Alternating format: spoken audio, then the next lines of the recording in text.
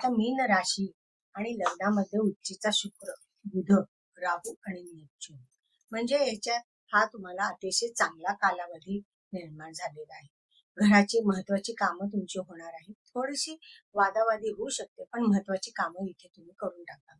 व्यवस्थित होणार आहे. व्यायामध्ये शनी आणि रवी आहे, म्हणजे खर्च वाढणार आहे. मनस्ताप वाढू शकतो, इथे त्रास होऊ शकतो. नोकरीमध्ये काही प्रश्न निर्माण होतील. सहकार्यांचे सहकार्य कमी मिळण्याची शक्यता आहे. ती तुम्ही तयारीच ठेवा. म्हणजे काय होईल की तुम्ही तयारी ठेवली की कोणाचा मला सहकार्य मिळणार नाही, म्हणजे तुम्ही स्वतंत्ररित्या आत्मविश्वासाने पुढे जाणार. पण इथे एक आहे की चांगले ग्रह लगेच चंद्राबरोबर असल्यामुळे तुम्ही प्रयत्नशील राहाल. पॉझिटिव्ह प्रयत्न होतील, सातत्याने प्रयत्न होतील आणि चांगले प्रयत्न म्हणून तुम्हाला यश मिळणार आहे. कारण जर चंद्राबरोबर एवढे ग्रह आहेत तर मानसिकता चांगलीच राहणार आहे. म्हणजे संततीविषयी काही प्रश्नही असतील तर तेही दूर होतील. जोडीदाराबरोबर काही वाद होते तेही कमी करण्याचा प्रयत्न करा. भाग्यवृद्धीकडे तुमची वाटचाल निर्माण होणार आहे. ह्या सगळ्या गोष्टी अतिशय आपणासाठी उत्तम आहे. नोकरीमध्ये काही प्रश्न जरी उत्पन्न झालेच तरी ते तुम्ही आत्मविश्वासाने आणि धैर्याने ते सोडवू शकता.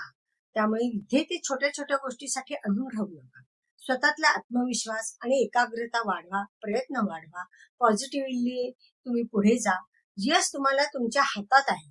पहिली गोष्ट म्हणजे आता मीन राशीला ग्रहमान अतिशय उत्तम आहे, त्यामुळे ते फायदे तुम्हाला मिळणारच आहे. कारण तुम्ही स्वतःच्या स्वकर्तृत्वाने पुढे येण्याचं हे ग्रहमान आहे, की जे जिथे तुम्हाला काही कम्युनिकेशन करायचे, परदेशासंबंधी काही महत्वाची कामं करायची, तुम्ही स्वतःच करणार आहात. स्वतःचं कम्युनिकेशन हे उत्तम होणार आहे. प्रवास होतील, योग्य होतील, चांगले होतील. प्रयत्नामध्ये प्रवासामध्ये तुम्हाला यशही मिळेल. म्हणजे इथे तुमचे प्रयत्न जर तुम्ही सातत्याने ठेवले तर यश तुमचंच आहे. कारण तुमच्या चंद्राबरोबर अतिशय चांगले ग्रह इथे पडलेले आहेत. मुख्य म्हणजे कम्युनिकेशन जे कराल ते चतुराईने होईल. सगळ्या गोष्टी तुम्हाला आणि दुसऱ्याला तुमचं म्हणणं पटवून देण्याची कपॅसिटी तुमच्यामध्ये राहणार आहे. म्हणजेच काय, व्यापार व्यवसाय तुमची वृद्धी होणार आहे किंवा त्यातून तुम्हाला उत्पन्न वाढणार आहे. म्हणजे स्वतःच्याच कौशल्याने, स्वतःच्याच बुद्धीच्या आठवड्याने तुम्हाला तुमचे प्रयत्न व्यवस्थित करून यश मिळणार आहे. खर्च वाढणारच आहे, पण खर्च जरी वाढले तरी तुमचं उत्पन्न वाढणार आहे.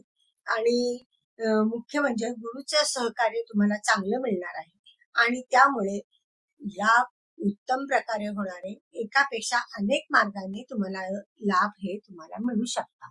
मीन राशी या महिन्यामध्ये, मार्च महिन्यामध्ये उत्तम आहे.